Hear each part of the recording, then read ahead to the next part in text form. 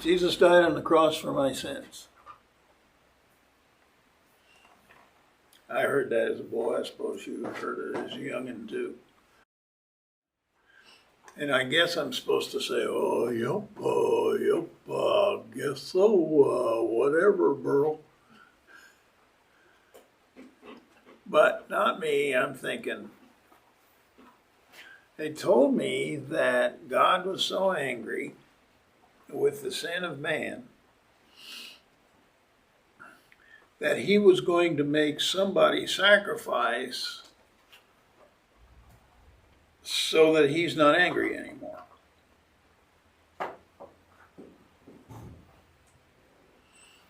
I'm thinking, well, who's this sacrifice? Well, obviously Jesus is the sacrifice. Okay, so does that mean Jesus is not God?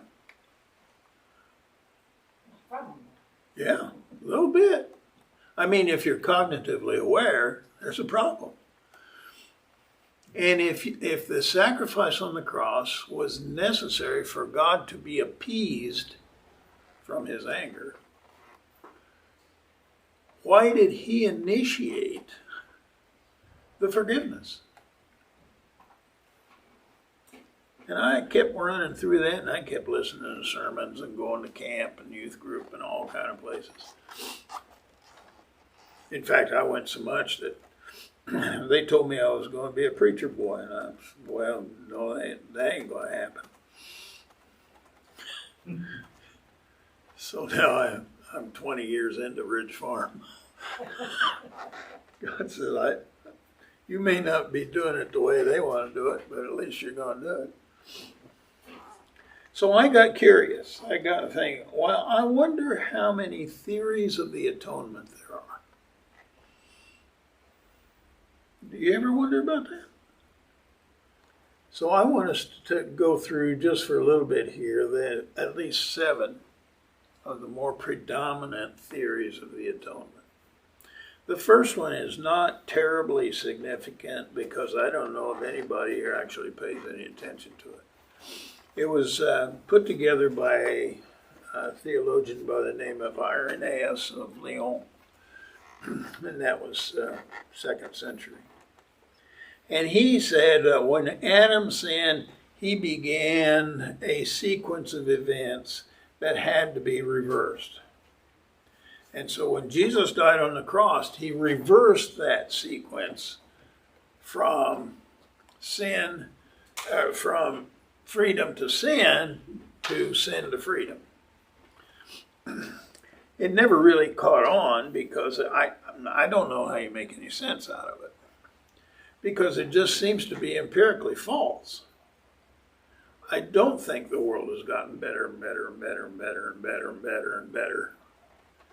If anything, they debate the intensity of the battle between good and evil is probably intensified again. So there's another one. Origen of Alexandria came up with something that he called the ransom theory. And the ransom theory said that Christ offered himself to Satan as a ransom for the sinners that Satan held captive. Now, if you just stop and think about that a minute. Satan has a bunch of prisoners, and he's holding them for ransom until God will pay the ransom, then Satan will release the sinners. So God pays the ransom by doing what? Christ on the cross. And I guess Satan says, okay, that's a deal, I'll go with that. Does that make any sense to you? No. I don't see how Satan gets that kind of power. So I'm thinking, well, that's pretty defective. In fact, there is one guy called a Cappadocian father. His name was Gregory of Nyssa, and he objected to Origen's view, because it is not in the nature of God to deceive anyone. So by deceiving Satan, God violated his commitment to truth. Well, I don't know whether that works or not either. Well, the third theory is one that is, I think, kind of in our heads. It's called the satisfaction theory of atonement. And it's by Anselm. And he said, well, when you offend someone, then that someone has a right to satisfaction. Something has to be done in order to satisfy the offense that has been perpetrated on him. So now if sin offends God, then you have to provide a satisfaction for the offense that God experiences.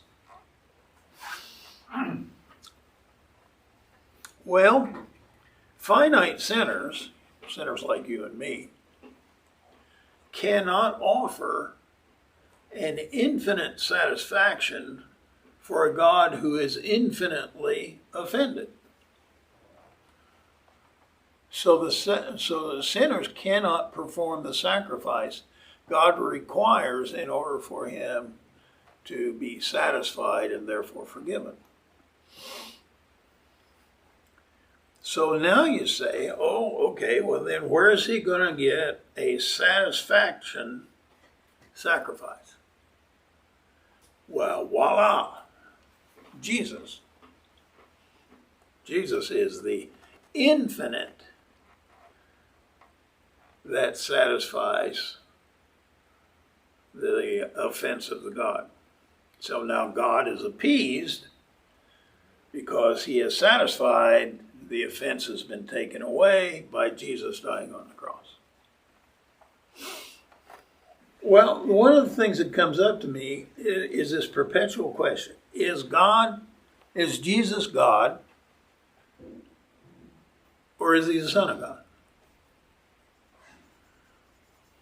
Now, this theory that Anselm has put forward presupposes that there are two things.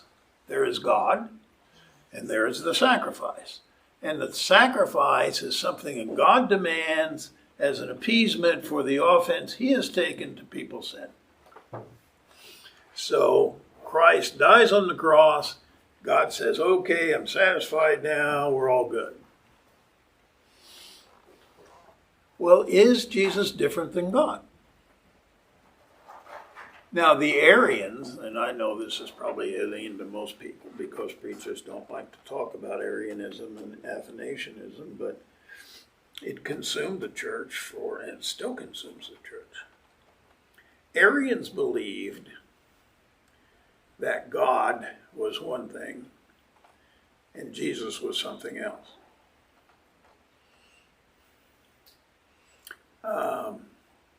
So it works. I mean, if God uses Jesus to satisfy his anger,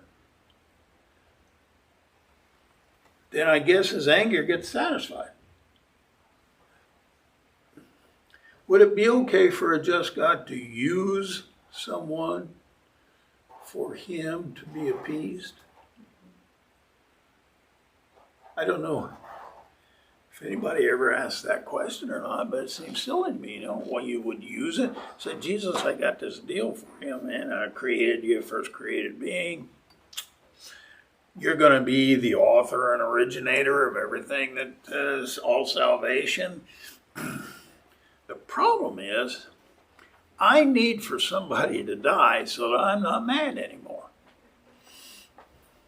So you're it. And Jesus says, well, I'm okay, I guess. He was still trying to talk God out of it in the Garden of Gethsemane, if I remember correctly. Is there some other way to do this? Well, I think Arian is just wrong. Arius is just wrong. God doesn't use people. for anything. So the other way of looking at it is to say Athanasius. And Athanasius says that Jesus is God who is on the cross. So God is now not using anybody for anything. Now this is going to create the question I think this chapter is consumed about. But before we go into that, I want to go to the moral influence theory of Abelard of Brittany. Well, Abelard of Brittany, and I'm going to read from the text of the book, Abelard of Brittany argued that by dying on the cross, Christ revealed the greatness of God's love, and that the natural response of man is to undertake the necessary moral change.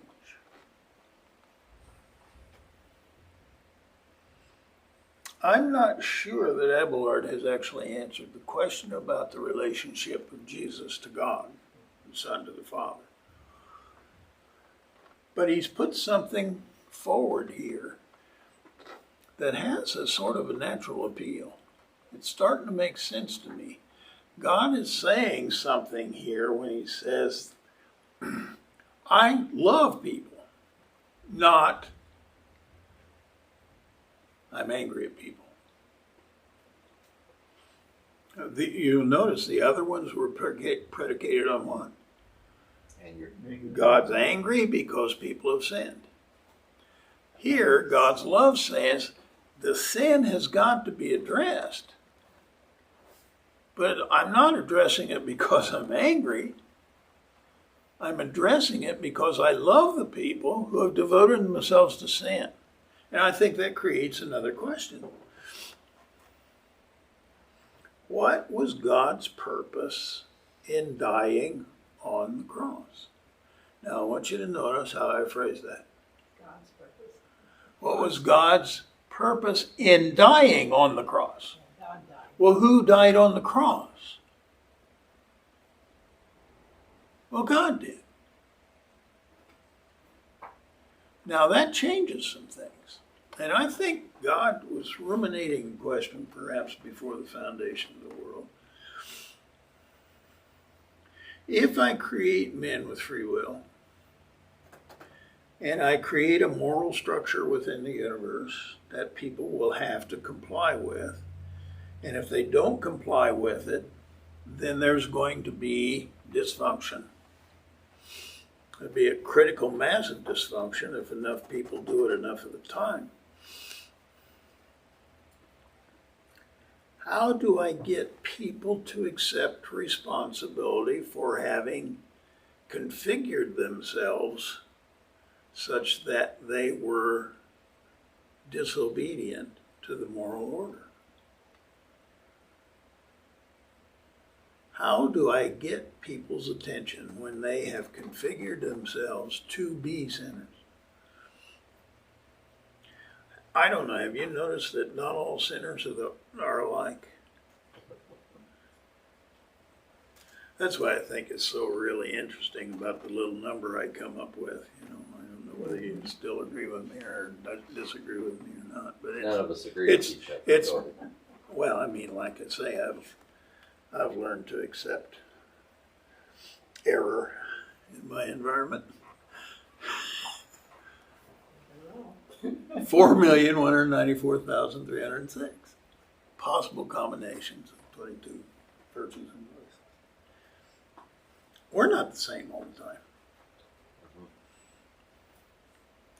We might even become more and more vicious by acquiring more vices and acquiring more vices with greater intensity. And God looking at it, he says, I've created this situation in which the world has a moral order and that man is free to defy it. And the more he defies it, the more he corrupts himself. How do I interfere with that? Now, I suppose you can take this sort of Harry Potter point of view and say, well, you can wave a wand and say, bam-o, I'm perfect now. In fact, that's what I thought for a long time the Bible said. Doesn't say that. But how long does God give us to undergo the changes, to undertake, not undergo, undertake the changes?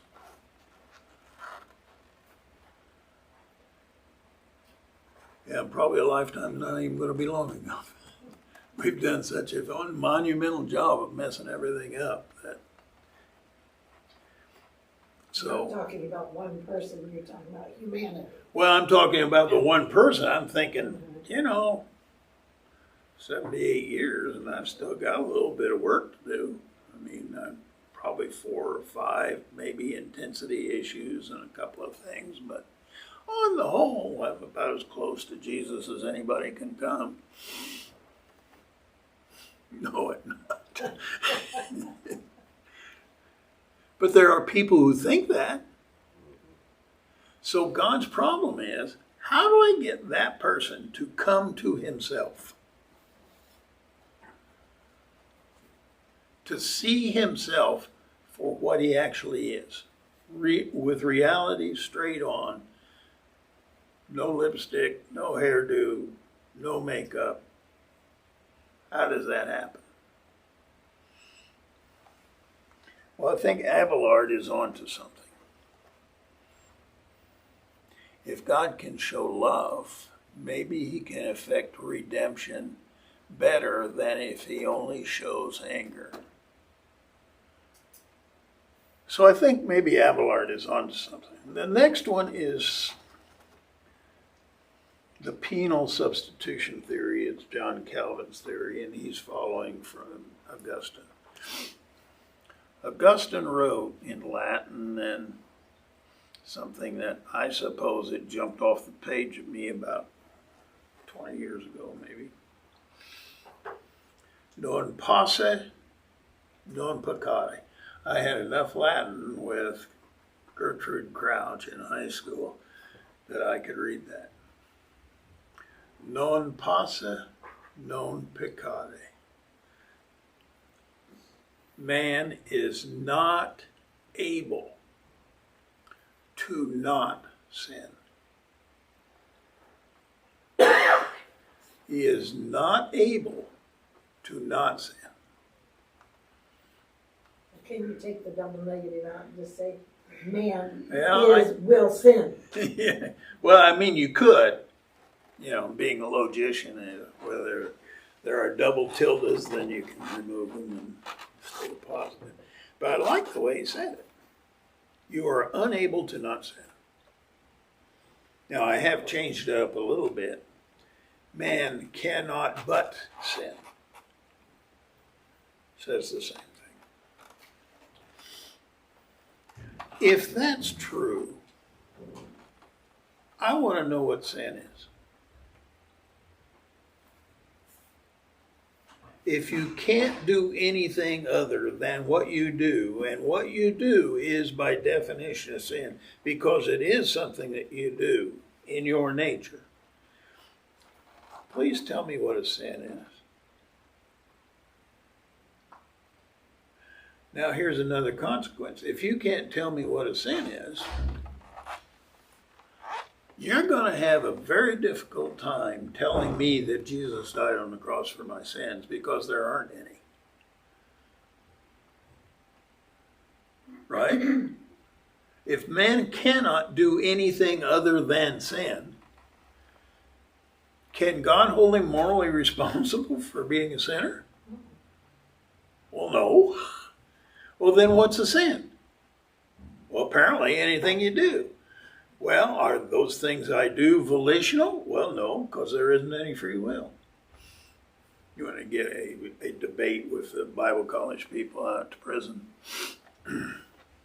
There is no free will, period, end of discussion. Martin Luther wrote a book, The Bondage of the Will.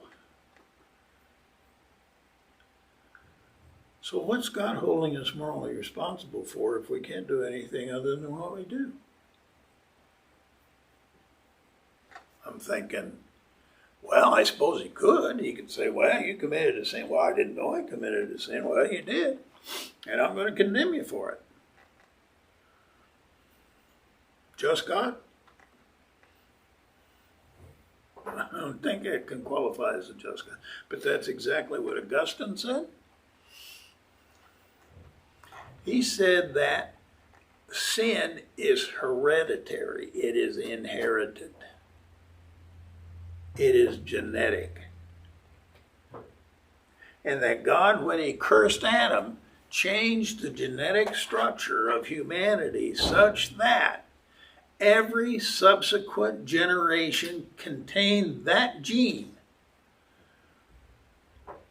and therefore could not be anything but a sinner, and they don't even have to sin in order to be a sinner because they're already a sinner to begin with.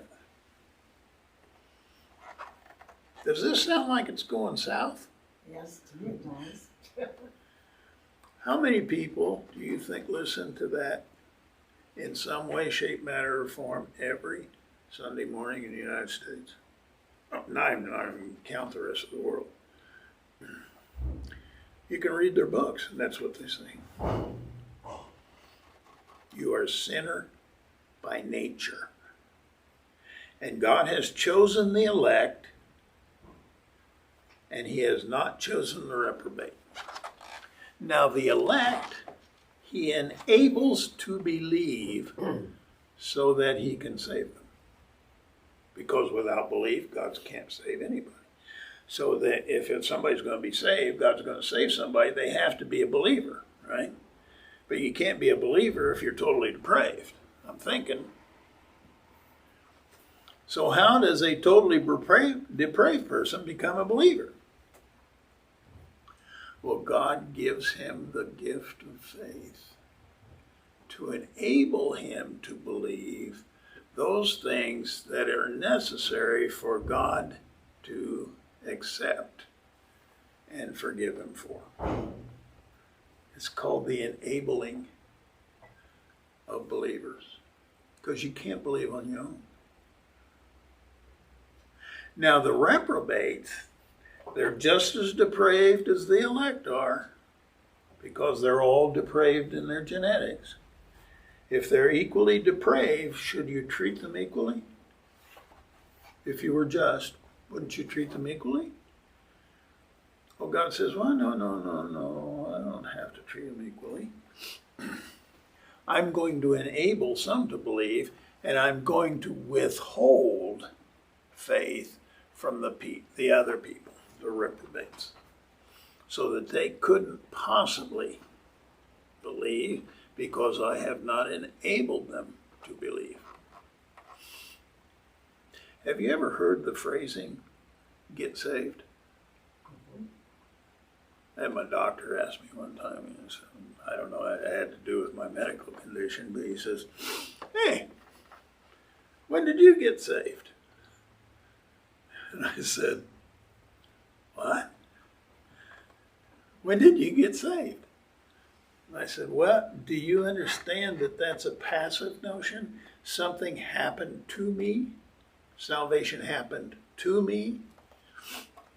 Now I can tell you when I decided to become a Christian. Is there a difference between those two things? And getting saved, that falls off everybody's tongue just like it was as normal as can be, right? Did you decide? Well, if you're depraved, you can't decide, can you? Well, if you can't decide, then how did you come to believe? Well, Jesus enabled me to believe. Why didn't he enable everybody? I mean, if he can enable anybody, then he can enable everybody.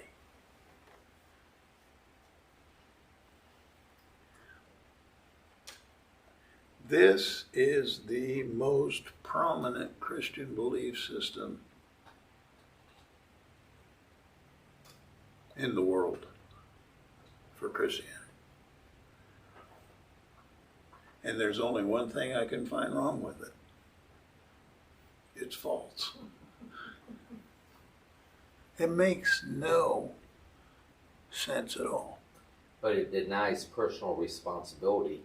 And then you go to the garden. God, it's not my fault. It's the woman you gave me. I mean, denying personal responsibility was the very beginning. It's the first evidence of sin. And I think that goes to my point. Why do you think it's so important to deny moral responsibility for some act or other if you couldn't do otherwise? I mean, if you can't do anything other than sin, I don't know what you're upset about.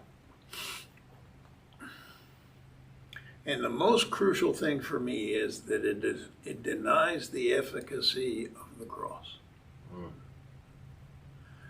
If there can be no sin and no sinners, then there is absolutely no need for anybody to die on the cross for our sins. None whatsoever. And I could never figure out, how did Jesus dying on the cross fix me? I mean, I'm well aware of the issues that I've got. I'm probably not all of them, because I've denied some of them, pushed them so deeply, and maybe it'll take a while to dig them out, but I'm plenty aware of stuff's going on. So now, how does he dying on the cross 2,000 years ago fix me? Well, it depends on whether God enables you or not. He didn't die on the cross for everybody, obviously, right? Who did he die on the cross for? The elect.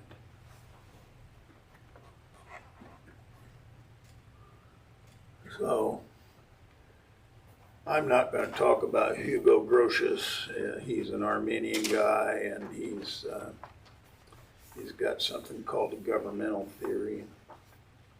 We can talk. What I do want to talk about is the difference between two words that nobody knows the meaning of. So why should I discuss two words that nobody knows the meaning of? Because they're translated in the Bible for a particular Greek word. The Greek word is hilasterion. And it is sometimes translated with the word propitiation. It's on page 86. Propitiation. Anybody got a clue what that means? You can't even look it up in a dictionary and get clarity on what it means. The other word is, this might be helpful, I don't know, expiation. Oh man, the light just went on.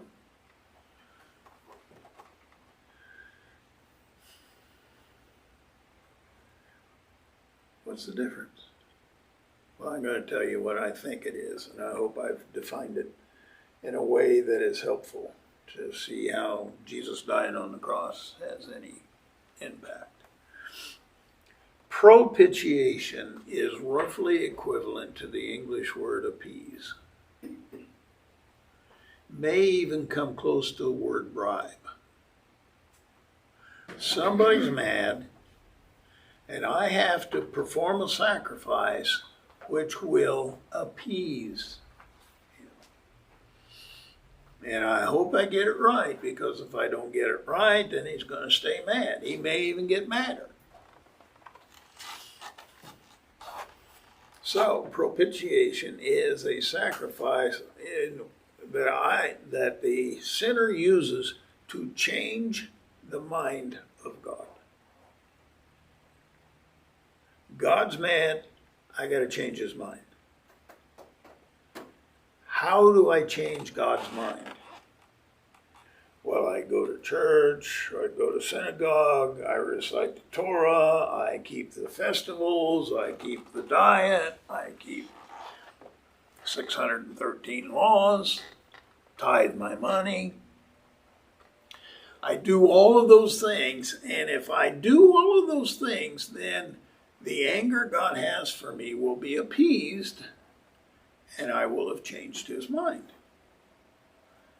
We'd be okay now. On first impression, do you think a sacrifice which performs appeasement on an angry God would characterize the Christian view?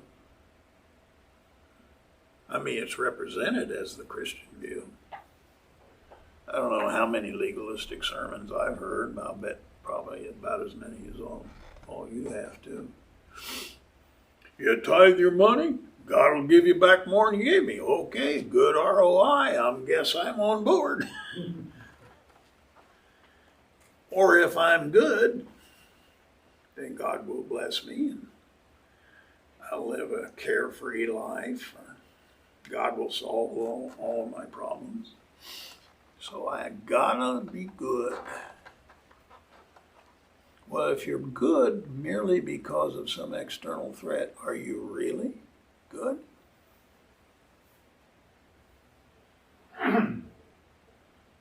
Kant asked that question, and I think he was right on. It doesn't follow from the fact that you do something good that you are a good will. Doing it for the wrong reason. Yeah. So let's look at the other one. Propitiation has just all kinds of problems. So if we look at expiation, expiation is exactly the opposite. It seems to me God has asked himself the question, what would I have to do to get a person to realize the kind of sinner they have become? How could I present holiness in such a way that people will say, I cannot believe that I have become this? Now, I don't know. I mean, God knows that he's not going to get 100%.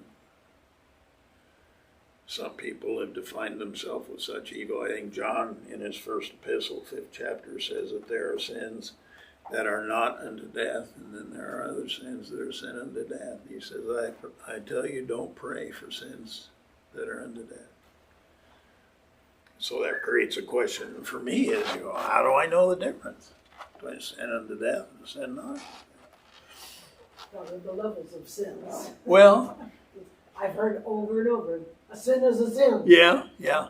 I mean, I don't have a problem with saying that sin is a deviation from holiness, but I told a lady the other day, a couple of weeks ago, she was making a claim that all sin is equal. And I'm saying, well, I'm not so sure about that because I think the sin of Mother Teresa doesn't come anywhere not close to the sin of Adolf Hitler. Both are sinners, right? Well, everybody's a sinner.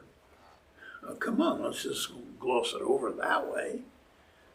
We need to understand the intensity that people have chosen to create themselves as sinners. And that's one of the reasons why we've got this 22 virtues and vices thing. Get people to do self-examination if they're willing to. So now expiation says, God asks himself the question, what can I do to get sinners to change their minds? Propitiation, what's the responsibility? Sinner has to change the mind of God. Expiation, God is saying, what can I do to get sinners to change their mind?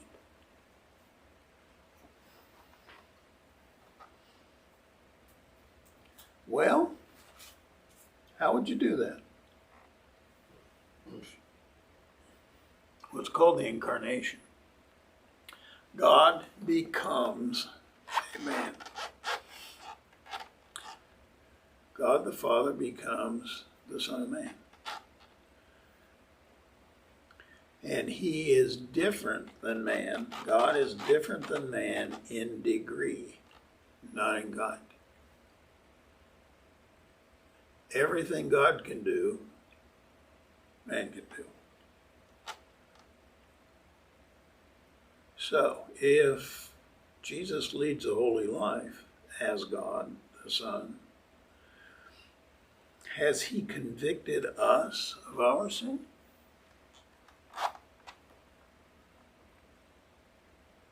Now, I don't know anybody in the world who will say yes to that question. Maybe we need to ask that. Because there's this place in Hebrews 4:15. We do not have a high priest who does not sympathize with us in our weaknesses, because he was tempted in every respect, just as we are, and remained sinless. Now, this seems to indicate to me that Jesus can be tempted and has to decide whether he's going to succumb to the temptation or not. Well, now I'm trying to think back. Are there any places in the New Testament when Jesus was tempted? Lots of it, but he told his mom early on, it's not my time. Well, Change that water into wine. nobody thinks about the fasting in the wilderness for 40 days and nights and Satan comes to him. Do you think that's the only time Satan came to him? No. How often do you think that he tried to get inside Jesus' head? As often as he possibly could. Because if he could make that fail, the whole shebang will go down. Right. Paul says something like that in, I believe it's 1 Corinthians. He says that if they had known, they would not have crucified the Lord of glory. I thought, well, yeah, if they knew who Jesus was, they would believe. And I don't think that's what Paul was saying at all. He said, if you understood the role that the crucifixion played in the resurrection, you wouldn't have killed him, because if he ain't dead, he ain't rising from the dead. So if they knew the plan, they'd have just said, well, we want to imprison this guy until whatever. And so they kept resurrection quiet. I think for very good strategic reason. Except that he did let it out. Something greater than Jonah is here. I think he said that, didn't he? Just as Jonah was 3 days in the belly of the fish, so shall the Son of Man be 3 days in the belly of the earth. Destroy this temple, and in 3 days I will rebuild it. I think I remember those things. Did I remember those things correctly?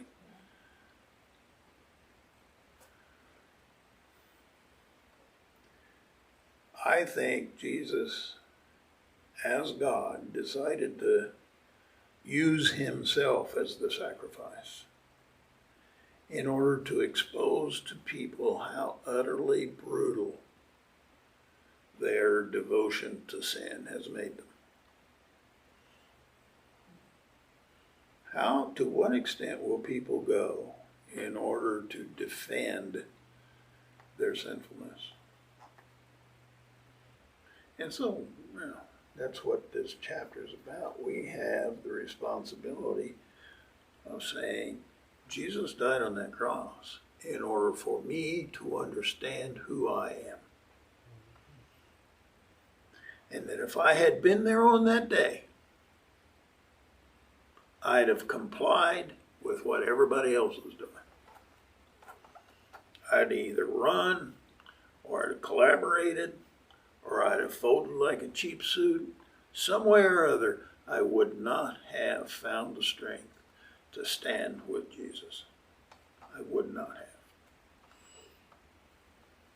I think there's only one guy worthy of note. The soldier at the cross. Watched a man die all day. He says, I've seen people die. I've seen thousands of people die. I killed them. But I've never seen a man die like this man died.